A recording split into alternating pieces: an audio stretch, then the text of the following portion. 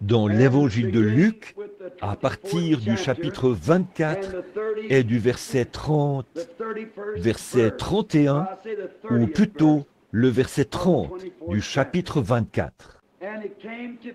Pendant qu'il était à table avec eux, et il prit le pain, et après avoir rendu grâce, il le rompit et le leur donna. Alors leurs yeux s'ouvrirent, et ils le reconnurent, mais il disparut de devant eux. Et ils se dirent l'un à l'autre, nos cœurs ne brûlaient-ils pas au-dedans de nous lorsqu'il nous parlait en chemin et nous expliquait les Écritures? Que le Seigneur ajoute sa bénédiction. Mon sujet, ce serait, si je l'intitulais ce soir, alors leurs yeux s'ouvrirent et ils le reconnurent. Maintenant, il fait chaud, mais j'aimerais vous demander d'être aussi patient que possible avec moi pendant quelques instants, et je vais essayer de me dépêcher. Mais maintenant, nous voulons considérer sérieusement la parole, la merveilleuse parole de Dieu. Et nous prions que Dieu, d'une manière ou d'une autre, ouvre nos yeux ce soir. Si Pâques n'est que la célébration d'un événement historique et rien d'autre, alors nous avons une petite raison de douter. Nous avons une petite raison de nous poser des questions, parce que ce ne serait plus qu'une réflexion solennelle basée sur la parole. Et si Christ n'avait pas fait les promesses qu'il a faites, alors nous n'aurions pas non plus la preuve que nous avons. Mais notre Seigneur béni a dit, pendant qu'il était ici sur terre, « Encore un peu de temps, et le monde ne me verra plus. » Or, le mot « monde », là, vient de l'ordre du monde, les peuples de la terre. Le monde ne me verra plus, mais vous, vous me verrez, car je serai avec vous et même en vous jusqu'à la fin du monde. Or, ces paroles sont tout aussi vraies que toutes les autres paroles que nous avons prononcées cette semaine, tirées de la Bible. Tout aussi vraies que toutes les autres paroles de la Bible. Encore un peu de temps et le monde ne me verra plus. Leurs yeux ne s'ouvriront jamais. Il y a des gens qui sont nés dans le monde. Ce n'est pas par la volonté de Dieu, mais c'est par leur propre choix égoïste, qu'ils ne le croiraient pas s'ils se tenaient ici même en train de vous parler ce soir. C'est triste à dire, mais la Bible dit qu'ils sont nés dans ce monde, destinés à cette condamnation. Jude, vers le verset 3. Bon, mais pour vous ce soir, qui venez, qui restez debout dans la pièce et qui vous entassez dans un petit bâtiment où il fait chaud comme celui-ci, vous ne venez jamais juste pour être vu. Vous venez dans un but. Et à mon avis, vous êtes venus avec la sincérité de votre cœur pour avoir une marche plus rapprochée avec Dieu, afin de repartir d'ici ce soir une personne meilleure que celle que vous étiez lorsque vous êtes arrivés. C'est ce que j'ai demandé en prière, en passant la porte ce soir. Seigneur, fais de moi une personne meilleure lorsque je sortirai ce soir que celle que je suis en entrant. Maintenant, quand avant son départ, il a fait ce genre de déclaration. Il a dit, « Celui qui croit en moi ». Jean, chapitre 14, verset 7. Celui qui croit en moi fera aussi les œuvres que je fais. Il en fera plus, parce que je m'en vais au Père. Je pars et je reviendrai. Maintenant, nous allons voir les œuvres qu'il a faites. Les œuvres qu'il a faites, il ne prétendait pas être quelqu'un de grand. Il n'était qu'un homme humble. Il n'a pas parlé avec un vocabulaire élaboré. Il a simplement parlé comme un homme ordinaire. Il vivait parmi les pauvres. Les renards avaient des tanières et les oiseaux avaient des nids. Mais il n'avait pas d'endroit où reposer sa tête. Il avait un seul vêtement qui lui avait été donné. Il était tissé d'une seule pièce, sans couture. C'est pour ça qu'ils l'ont tiré au sort. Pourquoi en a-t-il été ainsi? Parce que la prophétie de l'Ancien Testament devait s'accomplir. Ils se sont partagés mes vêtements. Ils ont tiré au sort ma tunique. Donc, ils ne pouvaient pas le fondre par la couture. Ils ont dû le tirer au sort. Et c'était pour accomplir la prophétie de l'Ancien Testament. Mais nous allons voir dans quelques instants qu'est-ce qu'il a fait. Et je crois ce soir que chaque cœur a faim de cela. Du plus petit au plus âgé ce soir, de voir Jésus-Christ. C'est le désir de mon cœur. Et pourquoi donc? Si nous prétendons par les Écritures, on l'entend retentir à la radio aujourd'hui, on diffuse des émissions à la télévision, des pièces de théâtre ont été présentées, on déclare « Il n'est pas ici, mais il est ressuscité ». Eh bien, alors s'il est ressuscité, la Bible dit dans Hébreux 13, 8, « Il est le même hier, aujourd'hui et éternellement ». Maintenant, voici ce qu'il en est, mes amis. C'est soit la vérité, soit ce n'est pas la vérité. Or, si ce n'est pas la vérité, alors la Bible est fausse, et alors les paroles sont fausses. Et alors, nous sommes perdus, et il n'y a pas de résurrection des morts, et nous ne faisons que faire semblant de croire. Mais si c'est la vérité, alors elle doit se confirmer elle-même. Si vous dites que cette eau est mouillée et que je n'ai jamais vu d'eau auparavant, vous en versez sur moi, et si ce n'est pas mouillé, alors vos paroles sont fausses. Mais si vous en versez sur moi et que c'est mouillé, alors vos paroles sont vraies. Si Christ est le même hier, aujourd'hui et éternellement, alors la Bible est vraie. S'il n'est pas le même hier, aujourd'hui, éternellement, alors elle n'est pas vraie. Si les paroles de Dieu ne sont pas vraies, alors Christ n'est pas vrai. Alors, si les paroles de Dieu ne sont pas vraies, Dieu n'est pas vrai. Mais là, si la parole de Dieu est vraie, alors la Bible est vraie, Dieu est vrai, Christ est vrai. Et nous devrions être fidèles à la cause. Exact. Or, quand il était sur terre, il ne prétendait pas être un grand guérisseur. Combien savent que le Fils de Dieu n'a jamais prétendu être un guérisseur? C'est tout à fait exact. Il a dit, « Je ne peux rien faire de moi-même. Je ne fais que ce que je vois faire au Père. Ce n'est pas moi qui fais les œuvres, a-t-il dit. C'est le Père qui demeure en moi. C'est lui qui fait les œuvres. » Quel genre d'œuvre faisait-il? Nous voyons dans la Bible qu'un homme du nom de Philippe a été sauvé. Il est allé là-bas et est allé trouver un ami, Nathanaël. Tout là-bas, c'était un trajet de 50 kilomètres, de l'autre côté de la montagne. Il l'a amené à Jésus.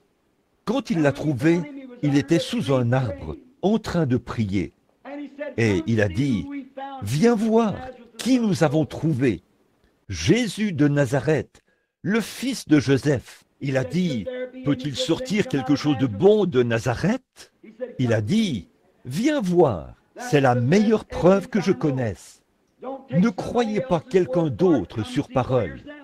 Venez, voyez par vous-même. » Il a dit, « Viens voir. » Et quand il est venu, Jésus se tenait dans la ligne, peut-être en train de prier pour les gens. Et quand Philippe et Nathanaël sont arrivés, Jésus a dit, « Voici un Israélite dans lequel il n'y a point de fraude. » Il a dit, « Quand m'as-tu connu, Rabbi ?» Cela l'a étonné. « D'où me connais-tu » Il a dit, « Avant que Philippe t'appelle, quand tu étais sous l'arbre, je t'ai vu. » à 50 kilomètres de là, à travers une montagne. Pourtant, je t'ai vu. Cela a montré qui il était. Il était le Dieu omniprésent. Pas seulement un prophète, mais Dieu lui-même manifesté dans la chair. C'est pour cette raison qu'il a pu donner sa vie et la reprendre. Un jour, une petite femme est venue puiser de l'eau et il lui a parlé et a dit, « Femme, donne-moi à boire. » Elle a dit, « Vous n'avez pas coutume, vous les Juifs, de nous demander ce genre de choses, à nous les Samaritains. Nous n'avons pas de relation entre nous. » Il a dit, « Mais si tu savais à qui tu parles, c'est toi qui me demanderais à boire. Je t'apporterai de l'eau qu'on ne vient pas puiser ici. » Et elle a dit, « Le puits est profond, Seigneur. Tu n'as rien pour puiser. Et où pourrais-tu trouver cette eau? » Qu'est-ce qu'il était en train de faire? Il était en train de contacter son esprit. Et quand il a découvert quel était son problème, c'était qu'elle vivait dans l'adultère. Elle avait 5 maris et elle vivait avec son 6e. Et Jésus lui a dit, « Va chercher ton mari et viens ici. » Et elle a dit, « Je n'ai pas de mari. » Il a dit, « Non, tu en as eu 5, et celui avec lequel tu vis maintenant n'est pas le tien. Alors, tu as eu raison de dire cela. Regardez maintenant, le Juif. Quand Jésus accomplit ce miracle pour lui, ce Juif fervent, ce vrai, ce véritable Juif a dit, « Tu es le Fils de Dieu, le roi d'Israël. » Il savait que ces signes étaient censés accompagner le Messie. Et maintenant, voici une Samaritaine. Quand ce miracle a été opéré pour elle, elle a dit, « Seigneur, je vois que tu es prophète. Nous savons que quand le Messie viendra, il nous dira ces choses. Mais qui es-tu? » Il a dit, « Je le suis, moi qui te parle. » Elle a laissé sa cruche et s'est précipitée dans la ville et a dit, « Venez voir un homme qui m'a dit ce que j'ai fait. Ne serait-ce point le Messie? » Certainement. Tout au long des Écritures, nous pourrions le voir, qu'il a accompli les choses que le Père lui montrait. La Bible dit dans Jean qu'on lui a demandé pourquoi il n'avait pas guéri tous ses infirmes. Et il a dit, « En vérité, je vous le dis. » Jean 5, 19. En vérité, je vous le dis. Le Fils ne peut rien faire de lui-même. Mais ce qu'il voit faire au Père, le Fils le fait pareillement. Or, si Christ est ressuscité des morts, et qu'il est parmi nous aujourd'hui, et qu'il a promis que les mêmes choses qu'il avait faites, nous les ferions aussi, c'est soit la vérité, soit ce n'est pas la vérité. La Bible dit, il est le même hier, aujourd'hui et éternellement. Et mes amis, je suis vraiment heureux de savoir qu'aujourd'hui, je crois vraiment, de tout mon être, que Jésus-Christ est le Fils de Dieu. Il a été conçu et né par une naissance immaculée. Il a souffert sous Ponce Pilate. Il a été crucifié, il est mort. Il est enseveli. Il est ressuscité le 3e jour. Il est monté au ciel et il est assis à la droite de sa majesté. Et le Saint-Esprit est ici, en train de poursuivre la même œuvre qu'il avait faite quand il était ici sur terre. Quelle belle pensée! Quel beau matin! Le premier matin de la résurrection, le premier Pâques qui s'est levé sur la terre. Vous rendez-vous compte que ce Pâques que nous célébrons, sa résurrection, ne fait qu'annoncer un glorieux Pâques à venir, l'heure où il descendra des cieux, et tous ceux qui sont morts en Christ ressusciteront et partiront avec lui. Nous n'attendons que cela, ce grand Pâques qui vient. Et aujourd'hui, comme c'est beau, quelle consolation, quelle preuve nous avons, quand la Bible le déclare. quand son omniprésence le déclare, quand sa puissance de guérison le déclare, quand son grand esprit le déclare, quand tout dans la nature le déclare, son Église le déclare, mon cœur le déclare, le cœur de tout homme né de nouveau le déclare, que Jésus-Christ est le Fils de Dieu et il reviendra. Et il est le même maintenant, hier, aujourd'hui et éternellement. Maintenant, remarquez, c'était en ce beau matin de Pâques. Il y avait eu beaucoup de rumeurs, de conversations. Des femmes étaient revenues de la tombe et avaient dit que des anges leur étaient apparus. Et elles pensaient que c'était un jardinier. C'était Marie, la mère, car elle a entendu une voix parler derrière elle, qui a dit « Qui cherches-tu » Et quand il s'est retourné, elle s'est retournée et a dit « Ils ont emporté mon Seigneur. Je ne sais pas où ils l'ont mis. Si tu le sais, dis-moi où il est, et j'irai le chercher. » Il s'est retourné et a dit « Marie » et elle l'a regardé. Elle a dit « Rabouni », ce qui veut dire « maître ». Il a dit « Ne me touche pas, car je ne suis pas encore monté, mais je monterai vers votre Père et vers mon Père, vers mon Dieu et vers votre Dieu. Mais va dire à mes disciples que je les rencontrerai en Galilée. » Combien cela semblait être des rêveries en ce qui concernait cet homme qu'ils avaient vu embaumé, qui était mort, enseveli. Et là, c'était le 4e jour, ou le 3e jour qu'il était mort. Pierre s'était découragé et voulait aller à la pêche. Deux d'entre eux ont dit, l'un s'appelait Cléopas, ils ont dit, nous allons simplement rentrer chez nous, à Jérusalem. Et en chemin, ils marchaient ce matin-là, alors que Pierre, lui, avait pris sa ligne à pêche et était parti à la pêche. Ces deux-là étaient en chemin, tristes. Et alors qu'ils avançaient sur la route, ils disaient, « Eh bien, je suppose que la vie ne vaut pas la peine d'être vécue. Oh, nous croyons vraiment qu'il était le Messie. Comment cet homme qui a ressuscité les morts a-t-il pu se tenir là et laisser ce souverain sacrificateur se moquer de lui? Comment cet homme qui a eu vision après vision a-t-il pu laisser un soldat romain lui bander le visage avec un morceau d'étoffe, le frapper sur la tête et dire « Si tu es prophète, dis-nous qui t'a frappé ». Comment a-t-il pu implorer la miséricorde sur la croix, étant donné qu'il pouvait même ressusciter les morts? Oh, c'était un moment décourageant. Et ces temps de découragement arrivent pour chaque croyant, pour vous tester, pour vous éprouver et pour voir si vous croyez vraiment.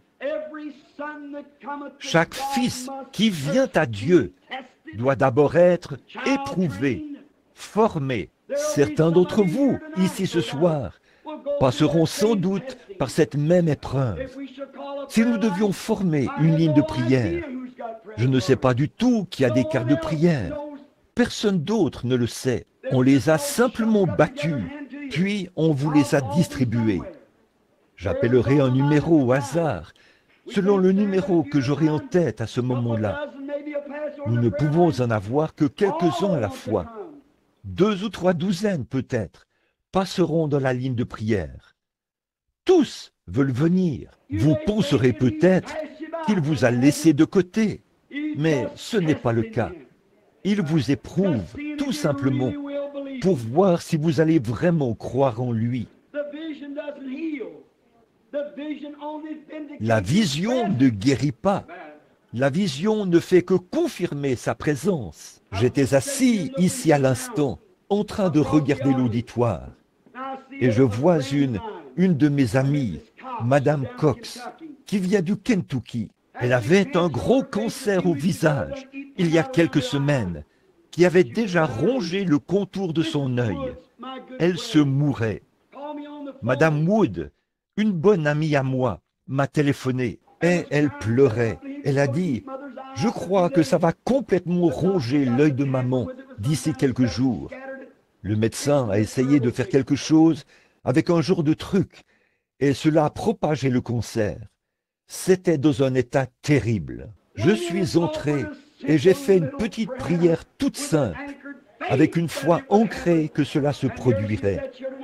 Et la voici, assise ici ce soir, parfaitement normale et en bonne santé. Il n'en reste même plus une trace. Son visage est guéri.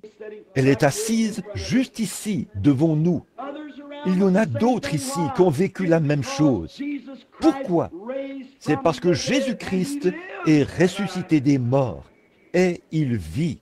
Celui-là même qui a pu toucher un lépreux et qui a dit « Je le veux, sois pur », peut toucher un cancer et dire « Je le veux, sois pur ».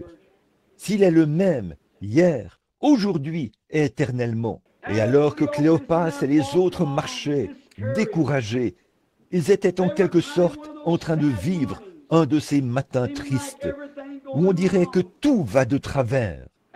Et tout à coup, quelqu'un est sorti, et il est arrivé derrière eux, s'est approché et les a rattrapés. Et ils étaient bien loin de se douter que c'était le Seigneur Jésus. Il était vivant, et beaucoup de gens qui l'aimaient ne le savaient pas. Et c'est pareil aujourd'hui. Il y a beaucoup de gens aujourd'hui qui aiment le Seigneur et qui ne se rendent pas compte.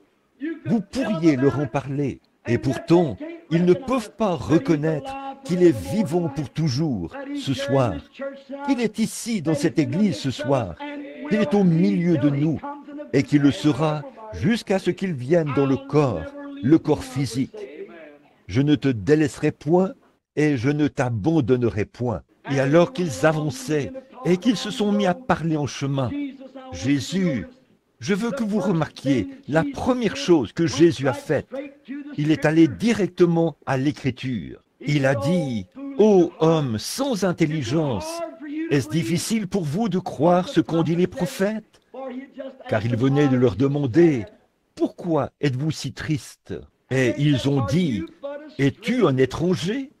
Ne sais-tu pas que Jésus de Nazareth, que nous pensions être le Messie, le libérateur d'Israël, ne sais-tu pas que c'est le 3e jour après qu'il était crucifié? Et il était un homme puissant dans la parole. Il était un puissant prophète, parce que Dieu a opéré par lui beaucoup de miracles et toutes ces choses. Et aujourd'hui, c'est le 3e jour. Et là, ils l'ont tué et l'ont enseveli. Et il était dans la tombe. Et des femmes sont venues nous voir et nous ont dit qu'il était ressuscité des morts. Et nous savions que ce n'était que des rêveries. Alors nous sommes sur le chemin du retour. C'est à ce moment-là qu'il a commencé à ouvrir la parole.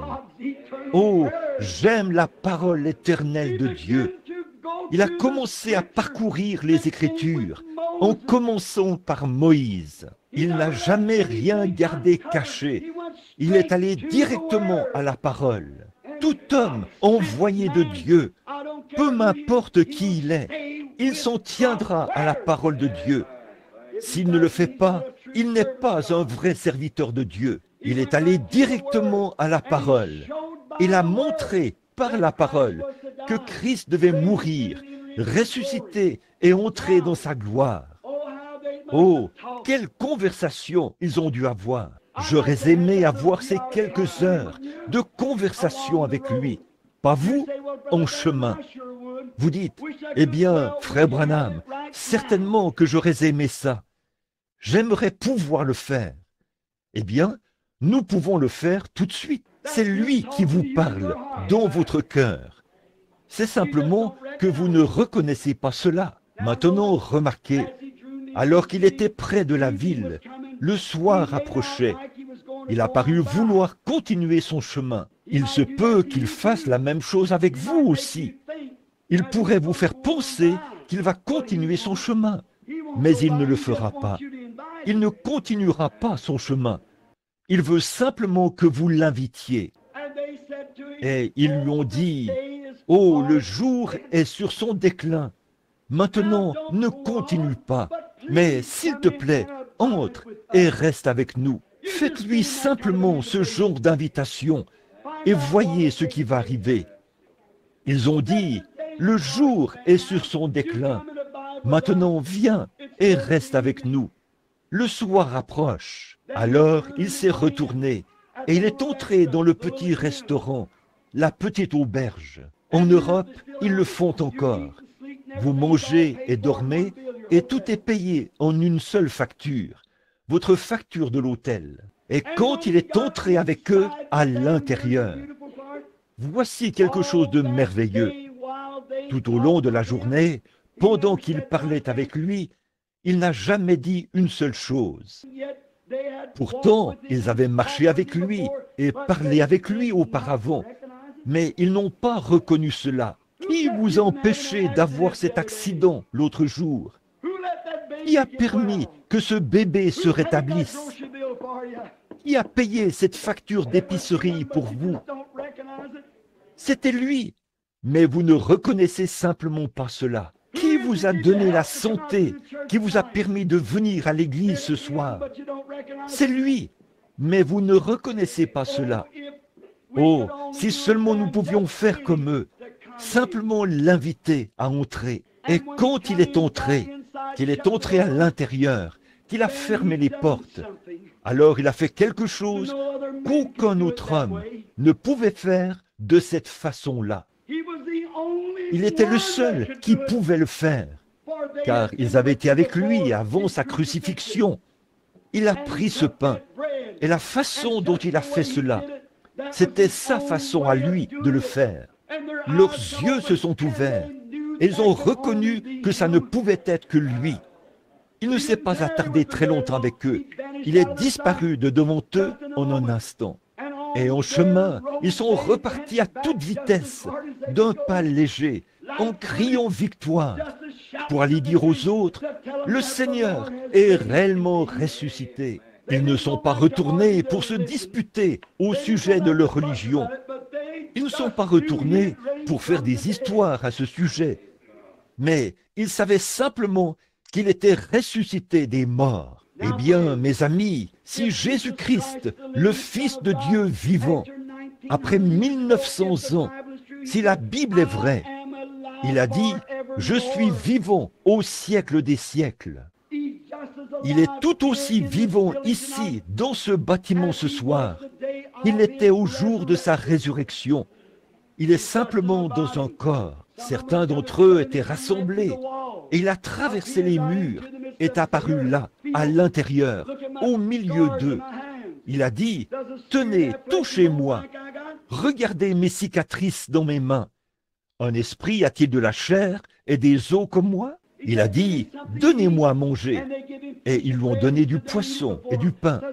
Et il s'est tenu là et il l'a mangé devant eux. Il a dit, un esprit ne mange pas comme vous me voyez manger. Qu'est-ce qu'il est? Il est ce grand Dieu Jéhovah vivant qui est au milieu de nous ce soir. Partout où deux ou trois sont assemblés, il est là, au milieu d'eux. Je serai au milieu d'eux.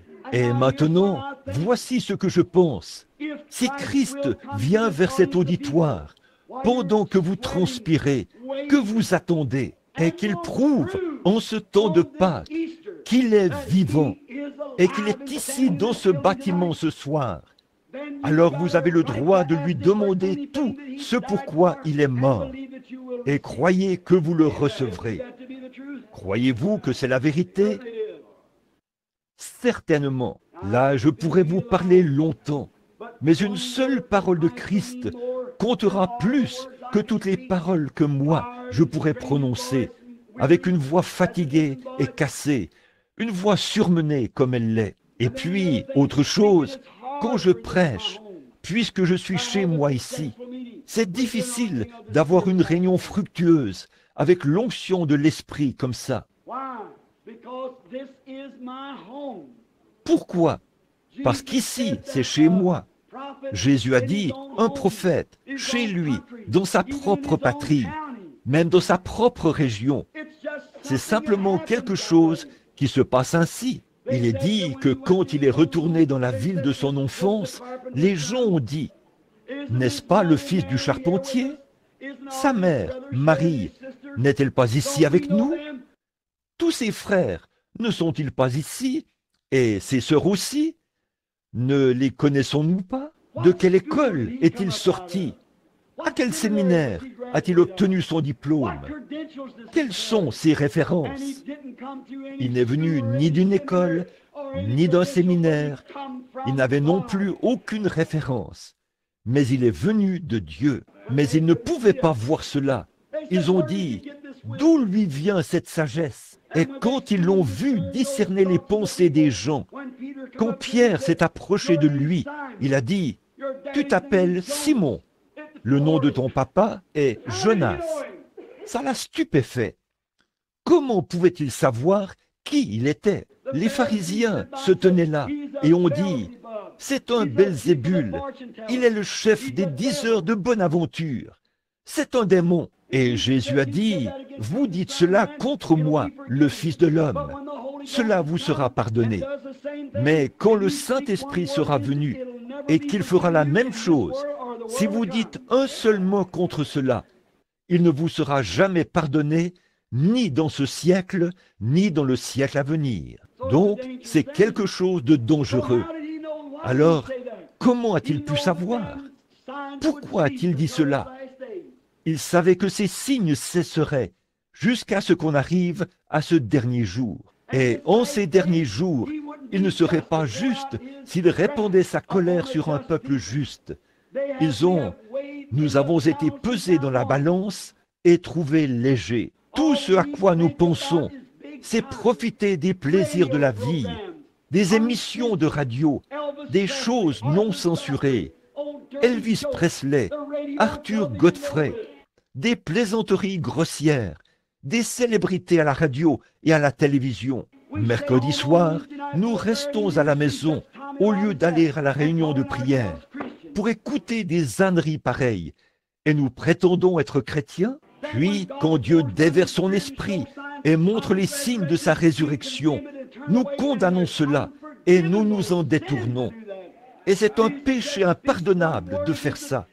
Jésus a dit, dites un seul mot contre cela, et ça ne vous sera jamais pardonné, ni dans ce siècle, ni dans le siècle à venir.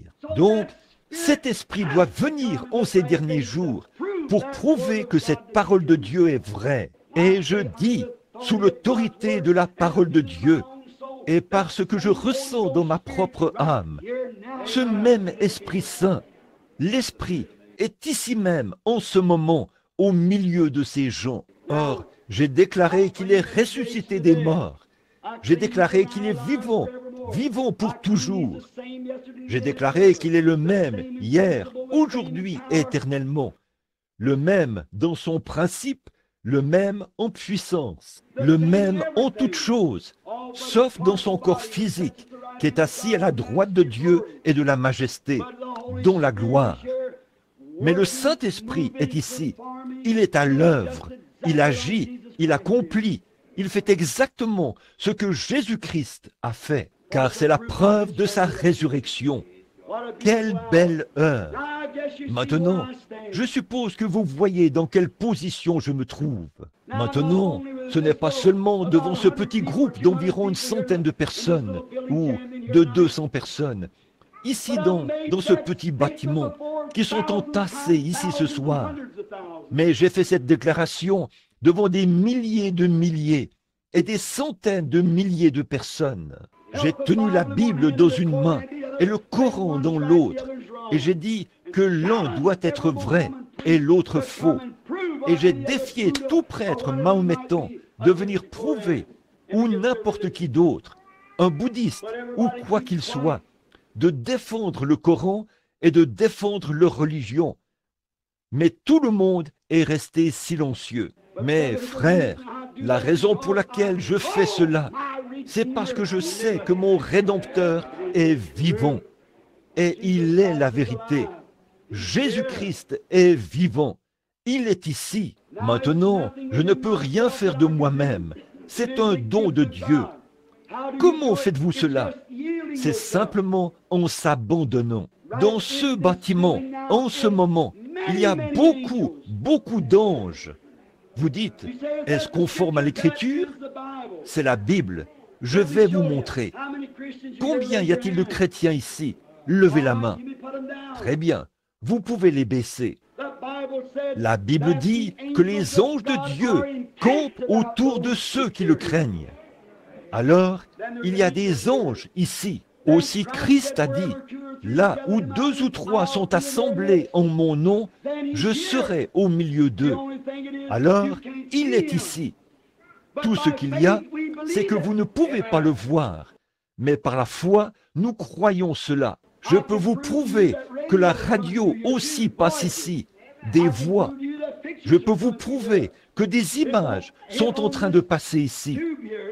Ça ne sera pas capté par ce tube-ci. Ça ne sera pas capté par ceci, ce dispositif à cristal, par ce micro. Ce morceau de tissu-ci ne les reproduira pas non plus, parce qu'il n'a pas été conçu pour pouvoir le faire.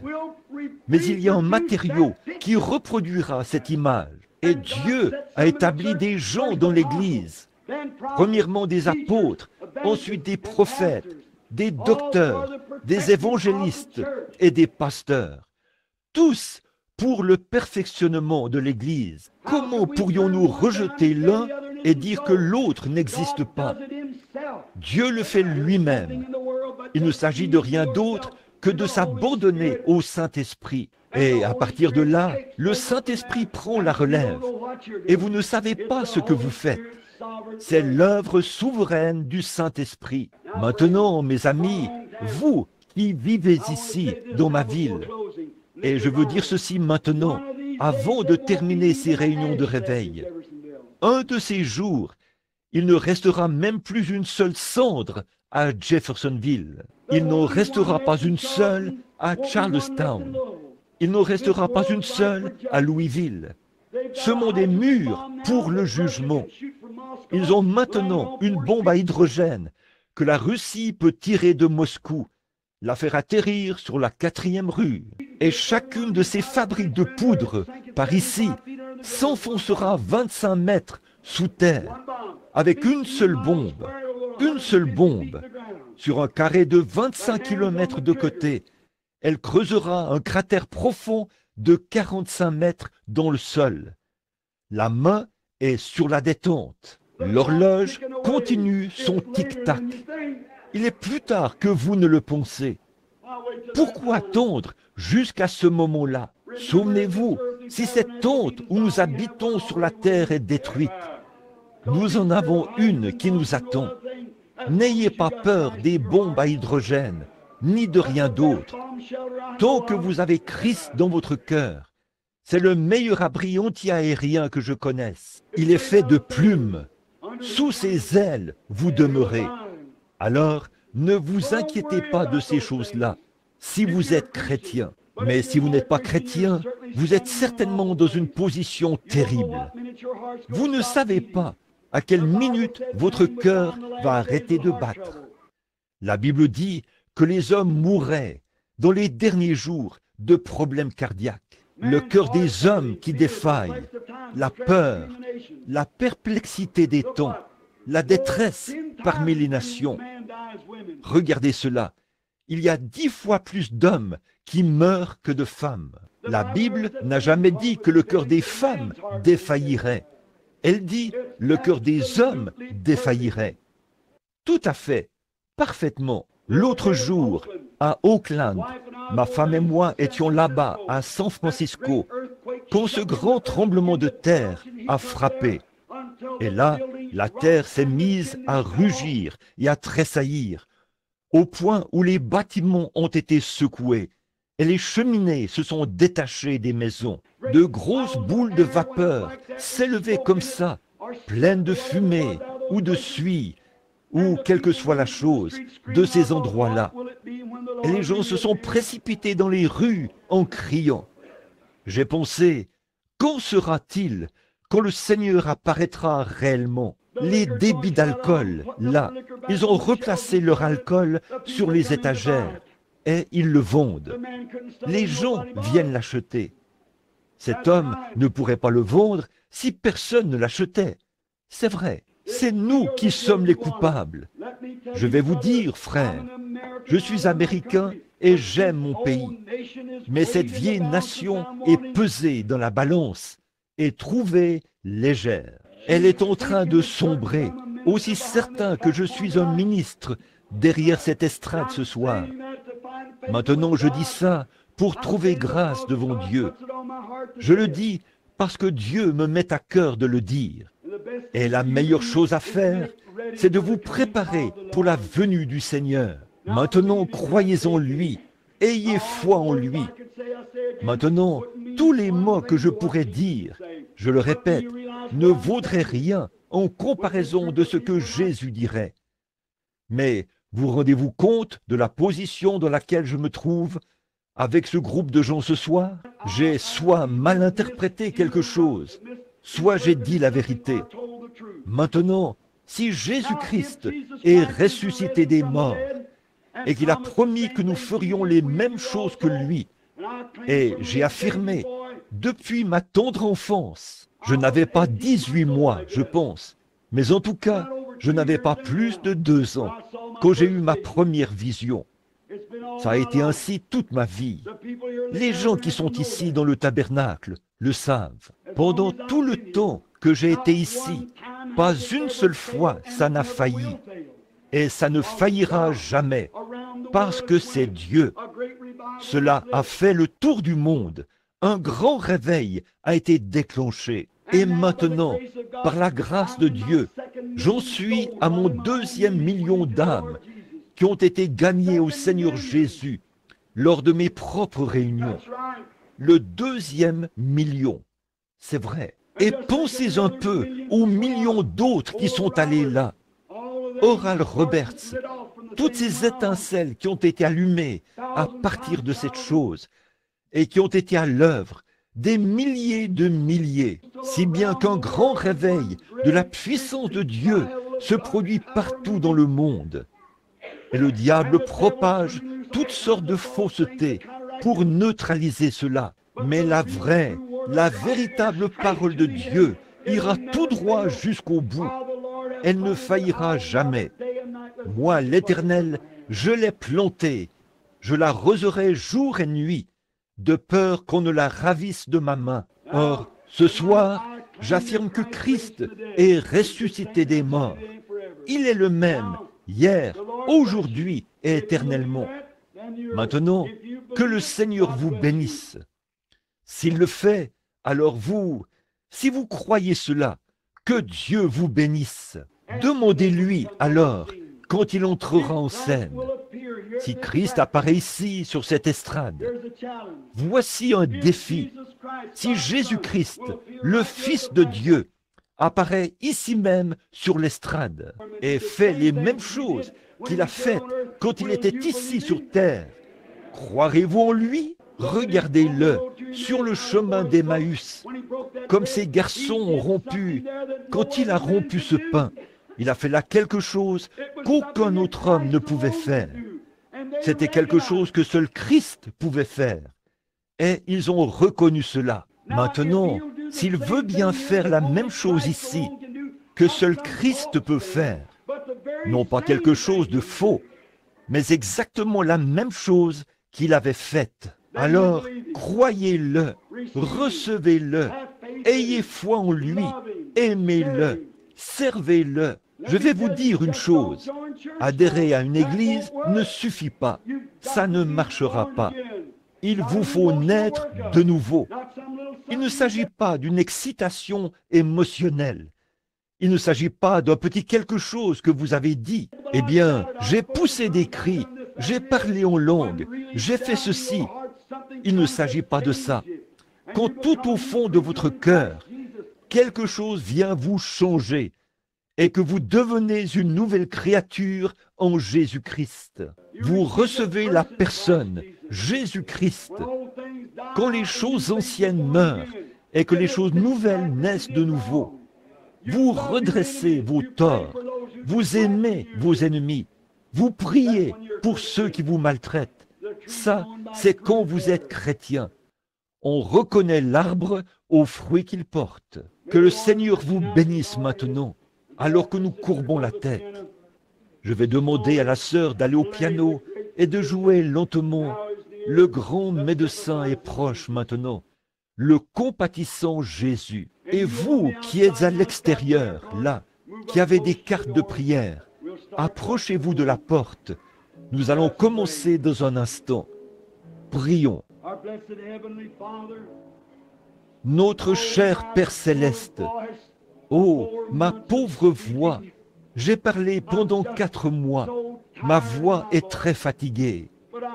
Mais je te prie de m'aider maintenant même. Ici, il y aura un autre événement important au Branham Tabernacle. Ici, il y aura un autre témoin qui se lèvera dans les derniers jours, au jour du jugement. Beaucoup sont debout à l'intérieur et à l'extérieur ce soir. Beaucoup d'entre eux se demandent, beaucoup se disent, est-ce vrai ou n'est-ce pas vrai? Ô Père éternel béni, nous te prions de manifester maintenant ton amour pour nous en apparaissant ici et en rendant ta parole vraie. J'ai parlé de ta parole comme tu l'as fait toi-même à Cléopas et son ami en route vers Emmaüs. Et sur notre chemin, Seigneur, alors que nous faisons route, tu nous parles par ta parole. Et maintenant, viens parmi nous.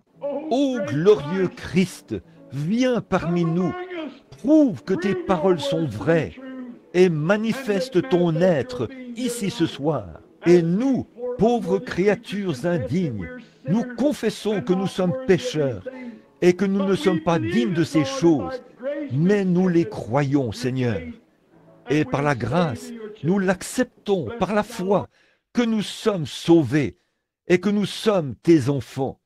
Bénis-nous maintenant, Seigneur. Je sais que ta parole est vraie, quand tu as parlé du prophète dans sa propre ville, parmi les siens.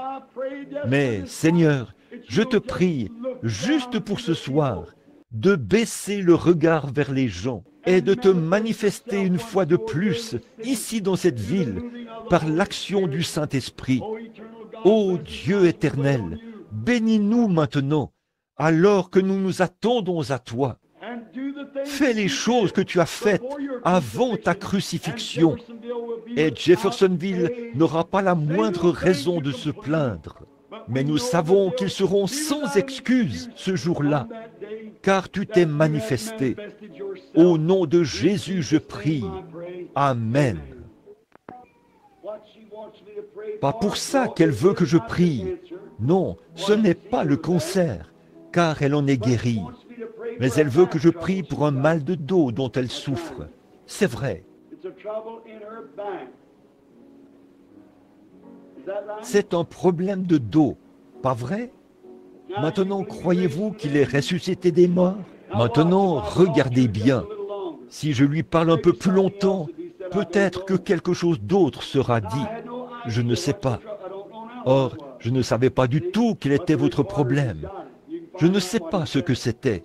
Voyez, mais c'est enregistré sur les magnétophones. Vous pouvez voir ce qu'il a dit.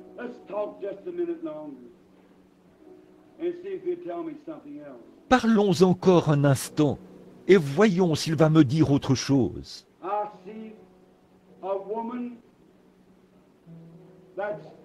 Je vois une femme qui a l'air d'être, en quelque sorte, c'est une autre femme, et elle prie pour elle.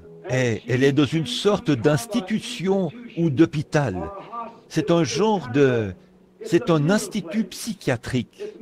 C'est à Madison, dans l'Indiana. C'est une sœur pour qui vous voulez qu'on prie, qui est dans une institution.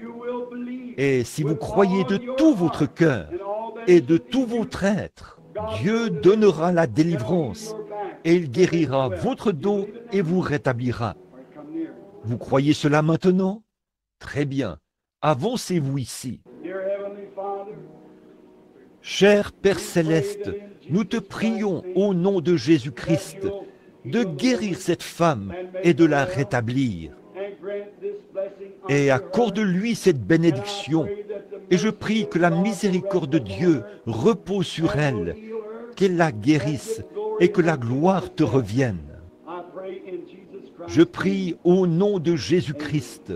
Amen. J'aimerais dire ceci. Il y a une vibration qui vient de là, qui vient juste d'ici. Juste un instant. Restez là un instant. J'ai remarqué que cette lumière vous a quitté, s'est déplacée.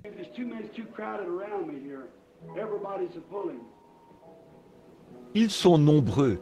Il y a trop de monde autour de moi.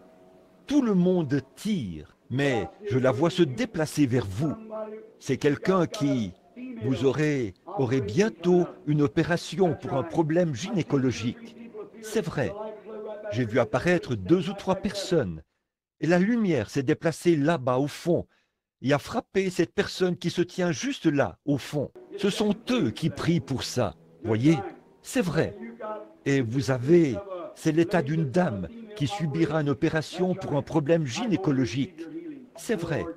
Maintenant, allez et recevez votre guérison. Et le Seigneur Dieu vous a rétabli. Amen.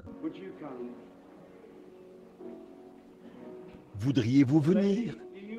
La dame, croyez-vous au Seigneur Jésus?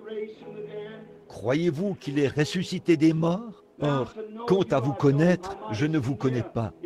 Je vous ai peut-être vu si vous venez de la région ici. Je ne sais pas. Les gens vont et viennent. Je ne suis pas ici assez souvent dans ce tabernacle pour savoir. Mais vous, vous êtes de la ville? Vous êtes de la ville. Très bien. Alors, mais je ne vous connais pas. Mais Christ vous connaît. Mais s'il me révèle, alors que nous nous tenons ici, la raison pour laquelle vous êtes ici, croirez-vous cela et l'accepterez-vous? Et vous savez que je ne sais pas pourquoi vous êtes ici. Je n'en ai aucune idée. La seule chose, c'est que vous m'avez peut-être vu en ville, ou quelque chose, ou quelque chose. Je ne sais pas.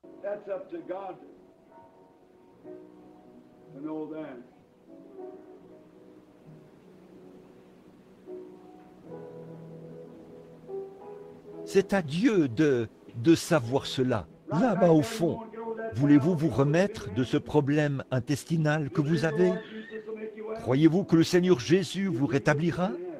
Si vous le croyez, vous pouvez obtenir cela. Quelqu'un d'autre souffre d'une anomalie de la numération sanguine, assis là-bas. Je les ai vus faire. Croyez-vous que le Seigneur va vous rétablir? Très bien. Croyez-vous de tout votre cœur? Alors, vous pouvez recevoir votre guérison. Dieu vient de vous guérir. Vous l'avez touché. Ce n'est pas moi que vous avez touché. Vous êtes à 10 mètres de moi. Amen. Maintenant, croyez-vous qu'il est ressuscité des morts? Regardez simplement et vivez, là, pendant qu'on avance dans la ligne. Oh, c'est tellement difficile ici à Jeffersonville. Voyez, une foule comme celle-ci tout autour de soi, tout le monde. Une fois, Jésus a pris un homme par la main et l'a conduit hors de la ville.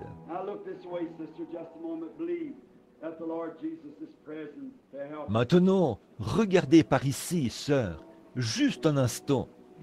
Croyez que le Seigneur Jésus est présent pour vous aider.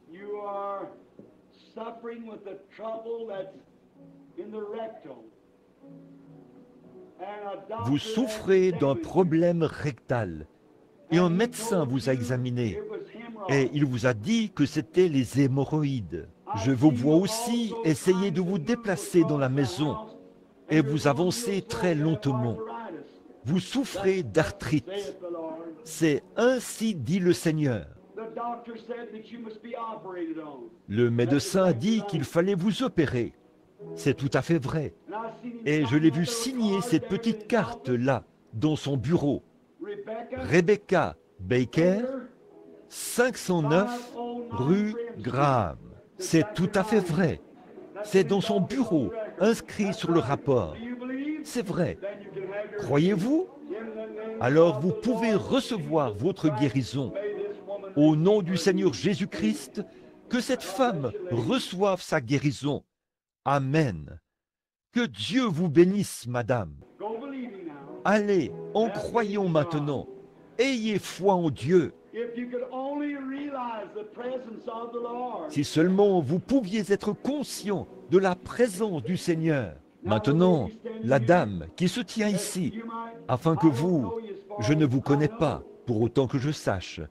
Vous ne me connaissez pas, et je ne vous connais pas. Pas vrai? Très bien. Alors vous êtes quelqu'un qui ne me connaît pas, et je ne les connais pas, et je ne connaissais pas l'autre dame. Mais cette dame m'est totalement inconnue, pour autant que je sache. Si c'est vrai, levez la main, madame.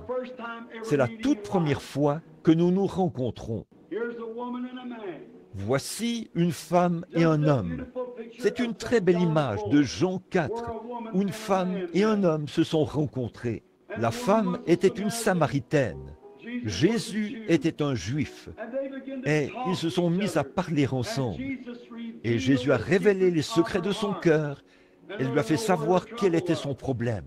Or, s'il est le même Jésus aujourd'hui, il peut faire la même œuvre aujourd'hui. Si cette femme veut bien lever la main vers Dieu, non pas pour jurer, parce que nous ne croyons pas qu'il soit juste de le faire, simplement lever sa main en toute sincérité, avec la mienne, pour attester que nous ne nous sommes jamais vus auparavant et que nous ne savons rien l'un de l'autre. Voulez-vous lever la main, madame? Voilà, elle ne m'a jamais vu, je ne l'ai jamais vue, et elle m'est totalement inconnue. Maintenant, s'il y a la présence du Seigneur Jésus est ici, si la femme est malade, je ne pourrai pas la guérir. Elle a déjà été guérie. Christ l'a guérie quand il est mort pour elle. Croyez-vous cela? Mais s'il se tenait ici en ce moment, à l'endroit où je me tiens, et qu'il pouvait, lui révélerait ou ferait quelque chose pour que sa foi s'élève et soit satisfaite. Bon, elle est peut-être ici pour des problèmes financiers. Elle est peut-être ici pour des problèmes familiaux. Elle est peut-être ici parce qu'elle est en train de mourir d'un cancer. Elle est peut-être ici parce qu'elle souffre de la tuberculose. Je ne sais pas. Je ne peux pas vous le dire. Et maintenant, si vous voulez vous mettre à ma place, venez prendre ma place ici.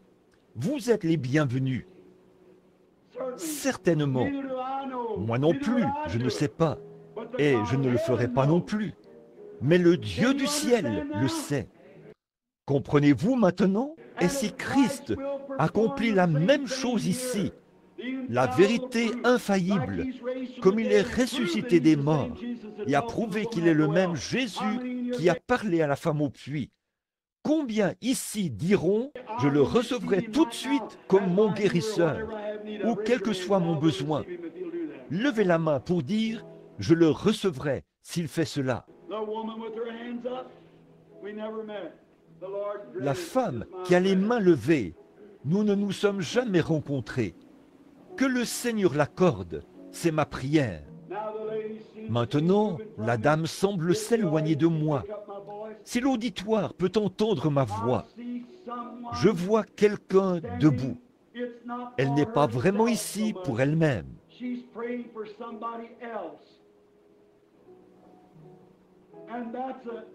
Elle prie pour quelqu'un d'autre. Et c'est une dame âgée. C'est pour sa mère qu'elle prie. C'est vrai, elle a de petites crises cardiaques, quelque chose comme des palpitations cardiaques. Elle ne peut pas dormir la nuit. N'est-ce pas vrai? Levez la main si c'est vrai. Et cette dame n'est pas de cette région-ci. Cette dame vient de loin. Cette dame vient de la Géorgie. C'est tout à fait vrai. Et vous venez de la Géorgie. Et vous voulez aussi qu'on prie pour vos yeux. Vous êtes en train de devenir aveugle. Et c'est vrai. Croyez-vous que Dieu vous rétablira? Si c'est vrai, levez la main. Très bien. Maintenant, croyez-vous? Ayez foi en Dieu maintenant. Pendant que je prie pour elle, vous qui êtes dans la salle, priez pour vous-même et croyez Dieu. Il est ici, omniprésent. Venez ici, sœur. Ô Sauveur béni, je te prie, au nom de Christ, d'accorder à cette femme son désir. Puisse la puissance du Dieu Tout-Puissant reposer sur elle, qu'elle soit guérie et qu'elle reçoive ce qu'elle a demandé. Je prie pour cette bénédiction au nom de Jésus. Amen. Maintenant, allez, réjouissez-vous et soyez heureuses. Et sœurs, croyez et soyez rétablies. Très bien. Je n'en suis pas sûr, mais je crois que je connais cette femme. Je crois que vous êtes de Georgetown, parce que je suis... N'êtes-vous pas parente avec frère Argenbright? Bien sûr, cette onction-là, c'est différent. Vous vous rendez compte qu'il y a une différence en ce moment. Quand je vous parle ailleurs, en ce moment, c'est différent. Vous ressentez quelque chose comme une sensation très agréable.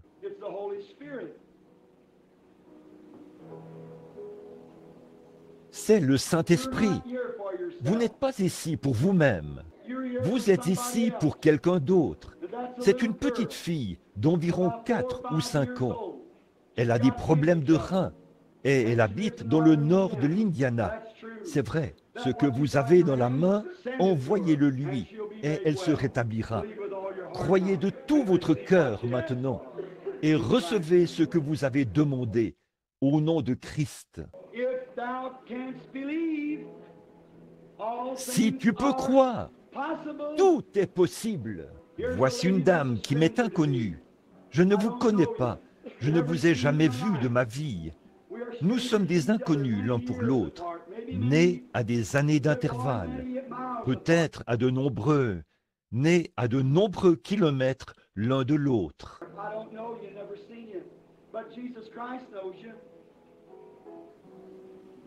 Je ne vous connais pas, je ne vous ai jamais vu, mais Jésus-Christ vous connaît. Il s'est passé quelque chose dans l'auditoire.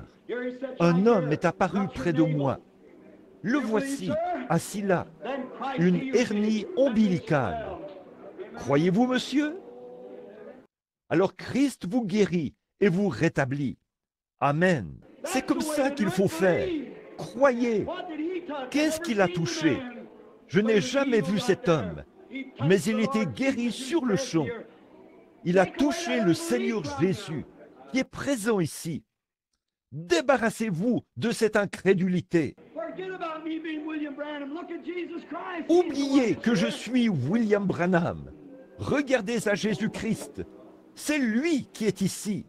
Je défie votre foi au nom de Christ. Ne pensez pas à moi, mais croyez que c'est le Seigneur Jésus qui est ici. Et voyez ce qui va arriver. Peu m'importe où vous êtes dans le bâtiment. Maintenant, voici une petite femme. Je ne l'ai jamais vue. Elle est plus âgée que moi. Je ne sais pas qui elle est, d'où elle vient. Je ne sais rien à son sujet. Je lui suis totalement inconnu. Mais Christ la connaît. S'il me révèle la raison pour laquelle vous êtes ici, accepterez-vous cela et le croirez-vous? Vous avez ressenti cette drôle d'impression il y a quelques minutes, quand j'ai dit quelque chose, n'est-ce pas? C'est votre sœur, celle qui est à l'hôpital psychiatrique de Madison, dans l'Indiana. C'est exact.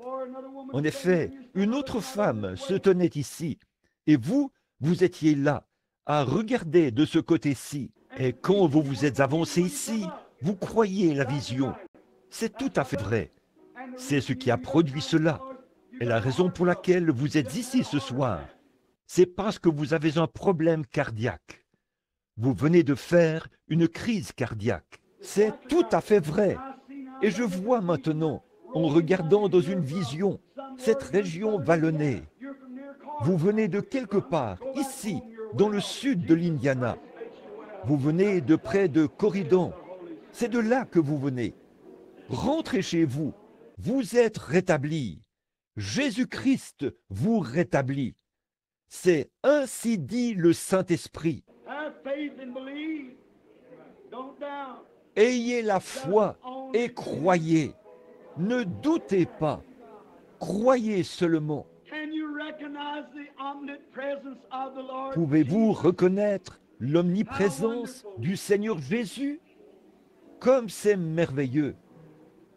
Qu'est-ce qui se passe? J'ai une vision, c'est ici, dans le coin. Le médecin ne sait pas s'il s'agit d'un cancer ou de la tuberculose. C'est vrai. Mais si vous le croyez, vous êtes guéri de toute façon. Votre foi vous a sauvé. Allez de l'avant. Voilà l'omniprésence du Dieu vivant. Je défie votre foi. Si tu peux croire, maintenant, il est ressuscité des morts. Il est ici avec nous. C'est lui. Ce sont les choses mêmes qu'il a faites quand il était ici sur terre. 2000 ans ont passé. Il est toujours vivant. Et il est vivant au siècle des siècles. Croyez simplement. Ayez la foi. Je ne vous connais pas, madame. Je ne vous ai jamais vu de ma vie. Je ne sais rien à votre sujet. C'est vrai, n'est-ce pas? Jésus-Christ vous connaît. Si Dieu me révèle pourquoi vous êtes ici, croirez-vous en lui et croirez-vous que je suis son prophète? S'il le fait, vous saurez que quelque chose m'a oint. Vous sauriez absolument que c'est cela. Maintenant, si je disais, je vais vous imposer les mains, soyez guéris, vous auriez le droit d'en douter. Mais si Dieu me dit quelque chose que vous savez être la vérité, alors vous saurez si c'est la vérité ou pas. Pas vrai? C'est un trouble gynécologique. Vous avez été opéré. Je vous vois sortir de la table d'opération avec quelque chose de blond sur le visage. Mais ça n'a pas réussi. C'est vrai. Mais ce diable s'est caché du médecin. Mais il ne peut pas se cacher de Dieu. Rentrez chez vous et soyez rétablis, madame. Jésus-Christ vous a guéri et vous a rétabli. Si vous pouvez croire, je vous suis inconnu, madame. Croyez-vous que Jésus-Christ, le Fils de Dieu, est ici? Croyez-vous qu'il vous rétablira? Le diabète, ce n'est rien pour Dieu de guérir cela. Croyez-vous qu'il vous rétablira? Alors, rentrez chez vous et recevez votre guérison au nom de Jésus-Christ, le Fils de Dieu. Amen. Venez ici, madame. Croyez-vous? Maintenant, arrêtez de penser cela là-bas. Ce n'est pas de la télépathie. Vous ne pouvez pas vous défiler maintenant. Je vais vous montrer. Je ne connais pas cette femme. Mettez vos mains sur les miennes, madame.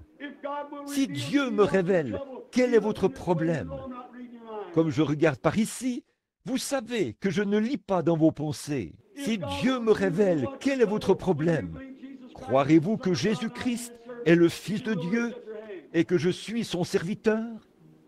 Si vous le croirez, levez la main.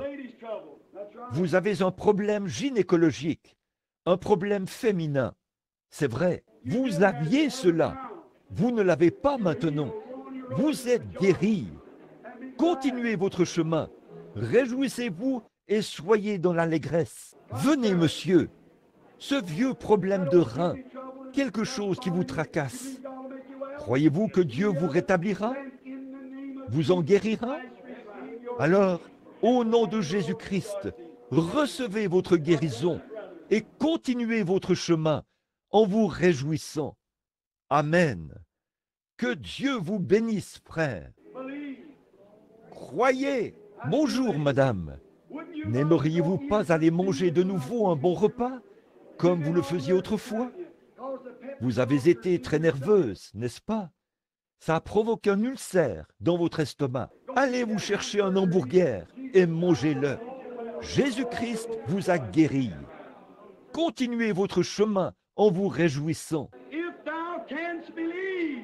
Si tu peux croire, ayez foi en Dieu. Croyez-vous?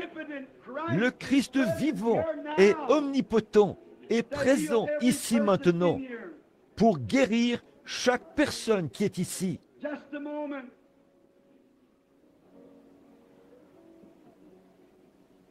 Juste un instant.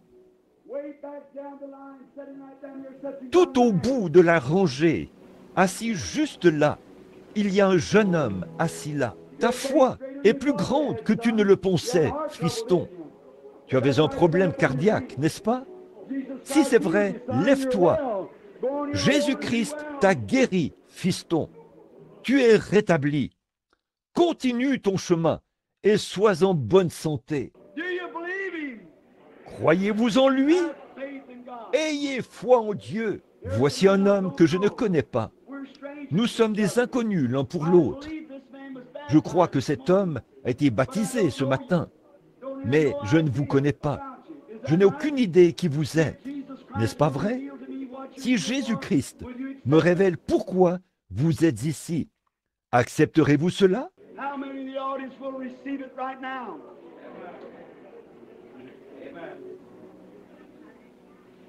Combien dans l'auditoire recevront cela maintenant même?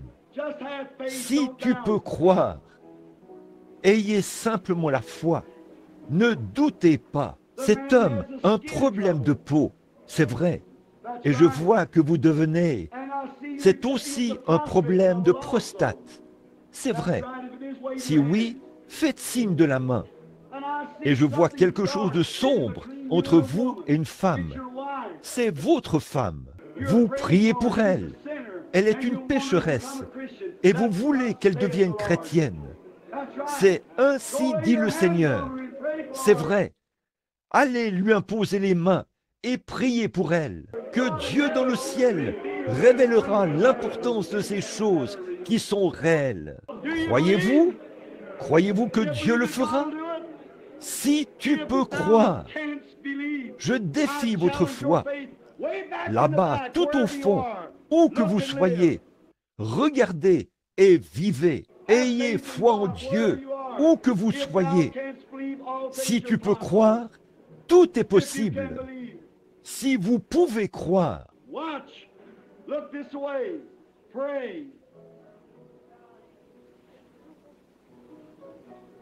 Observez, regardez par ici, priez. Vous dites, qu'est-ce que vous regardez, frère Branham? Rebecca, come back this way a little, honey. Rebecca, reviens un peu par ici, chérie. There's my little Arrête girl, là où tu te trouves. who someday will Voici ma petite be a fille, prophetess qui also. sera aussi un jour prophétesse. Cette dame qui se tient juste là, à côté de toi, chérie, elle porte un chapeau blanc. Elle souffre d'une sinusite. Levez la main, ou levez-vous, madame. Vous priez que Dieu vous appelle, que je vous appelle. Pas vrai? Laissez ma petite fille vous imposer les mains, là. Ô Dieu éternel, au nom de Jésus-Christ, je réprime ce démon qui dérange cette femme, et que cela la quitte au nom de Christ. Amen. Oh, béni soit le nom du Seigneur. Que le Seigneur Jésus se révèle lui aussi. Croyez-vous qu'il est ici? Alors, je vais vous dire à chacun de vous, maintenant même, si vous pouvez le croire, Jésus-Christ guérit chacun de vous, maintenant même. Si mes paroles sont vraies ici, elles sont vraies là-bas. Si vous faites ce que je vous dis de faire, vous pouvez être guéris maintenant même. Le croyez-vous? Alors, imposez-vous les mains les uns aux autres. Imposez-vous simplement les mains les uns aux autres, à l'intérieur du bâtiment ou à l'extérieur. Ne doutez pas. J'ai entendu un esprit de surdité quitter. Le voici, le Christ ressuscité.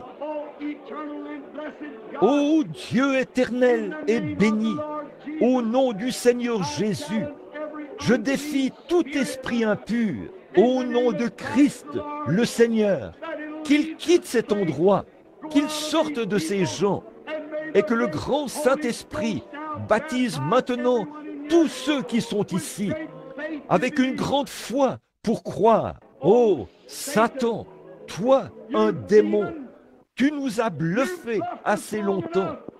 Christ est ressuscité. Il est ici, et les clés de la mort et du séjour des morts sont accrochés à son côté. La puissance de guérison a été payée. Et nous t'adjurons par le nom de Jésus-Christ, le Fils de Dieu qui est vivant, de quitter ces gens. Sors d'eux, Satan, afin qu'ils repartent d'ici en bonne santé. Si vous croyez de tout votre cœur que Jésus-Christ vous a guéri, levez-vous et acceptez la puissance de la guérison divine du Dieu Tout-Puissant. C'est ça. Gloire au Seigneur. Que le Seigneur soit béni. Vous êtes guéris, chacun de vous. Levez-vous et donnez gloire à Dieu. Amen. Béni soit le nom du Seigneur. Donnons-lui la louange alors que nous levons les mains et que nous le louons. Que le Fils du Dieu vivant soit béni. Amen.